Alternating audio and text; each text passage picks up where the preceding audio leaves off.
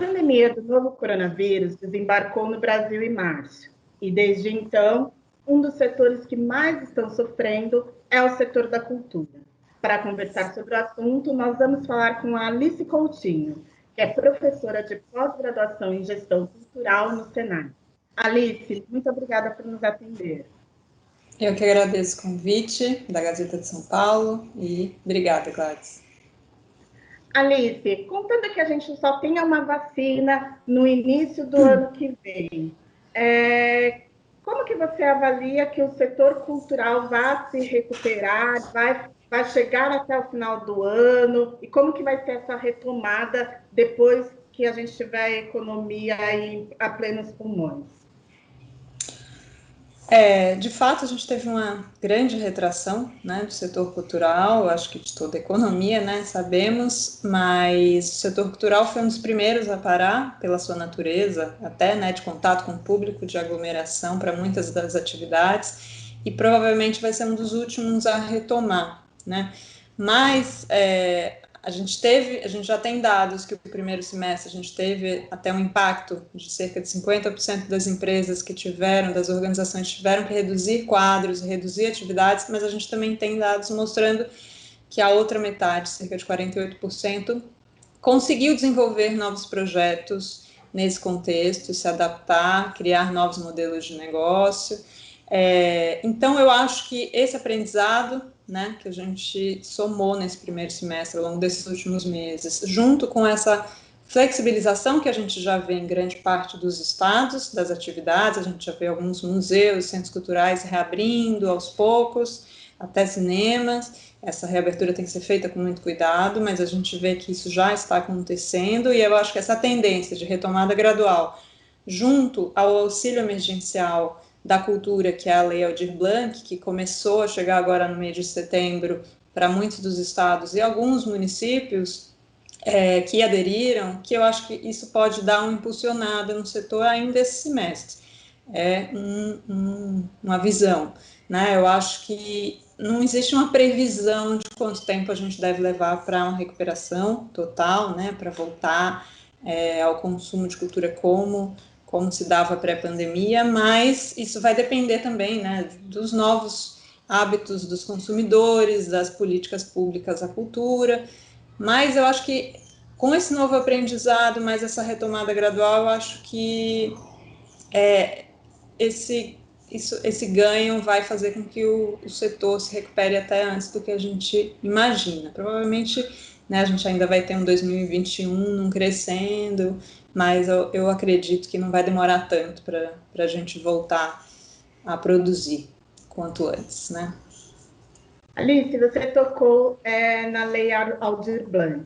Muita gente disse que esse auxílio, né, que essa iniciativa demorou e isso acabou prejudicando ainda mais o setor. Você também vê assim? Que outras medidas o setor público, né, poderia ter tomado para ajudar aí a cultura? Olha, de fato ela demorou muito, né?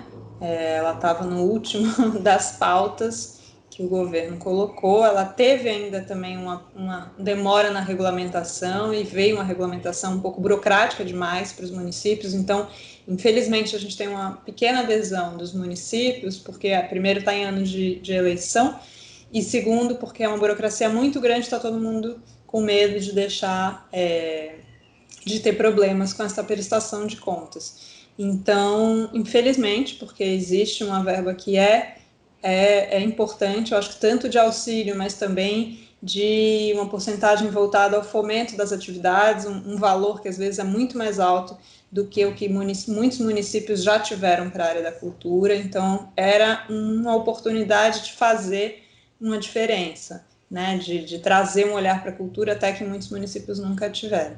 Mas a gente sabe que poucos estão aderindo, mas eu acho que isso vai acontecer. Que outros tipos de medidas, né? Primeiro, eu acho que a gente precisa ter política pública para a cultura, né? Eu falo isso porque a gente sabe que em nível municipal a gente tem 5.500 municípios, quase, né? Metade não tem políticas culturais, políticas desenvolvidas para a cultura, e quando tem também, estão baseadas em um único evento, em uma festa, sei lá, uma festa junina, uma festa popular da cidade, uma festa de Ano Novo, enfim, que também não é uma política para a cultura. Então, a gente sabe que a gente ainda precisa avançar muito.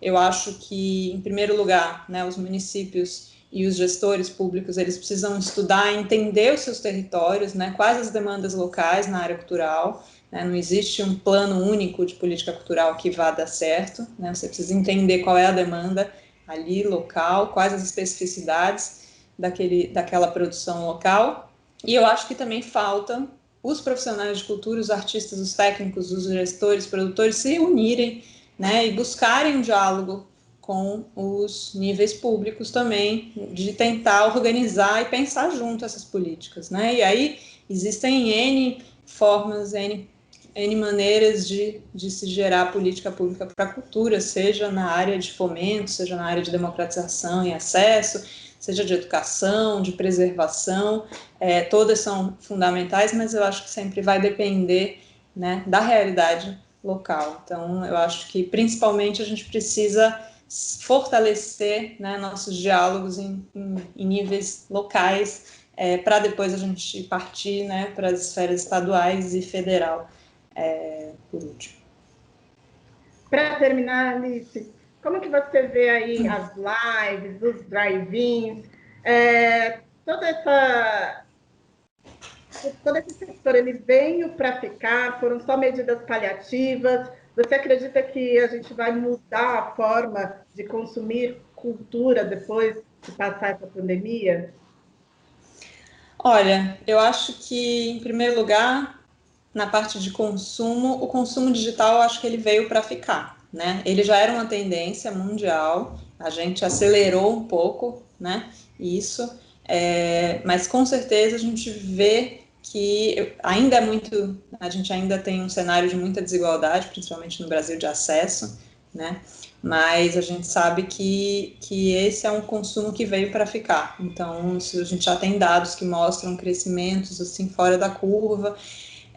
Já nessas novas formas que a gente tem utilizado, né, pensando, eu acho que algumas não vão perdurar, eu acho que até porque não tem uma margem de lucro restrita, né, por exemplo, um drive-in, que a gente tem uma capacidade ali para 100 carros, é muito diferente ali das milhares de pessoas que podem ocupar aquele espaço, então eu não sei se vai valer a pena para o setor.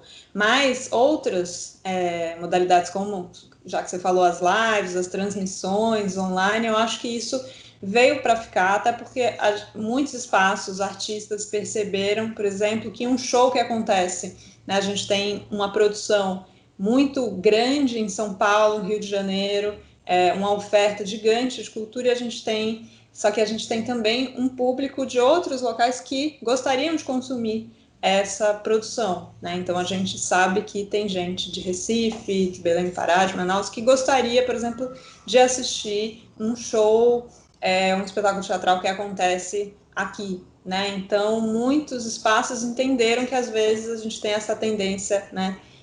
Desse evento local, ele pode ser um evento, né, com abrangência maior, e isso aumenta também na arrecadação, né?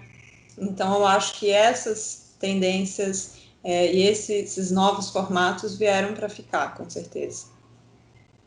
Alice, muito obrigada e até a próxima. Eu que agradeço.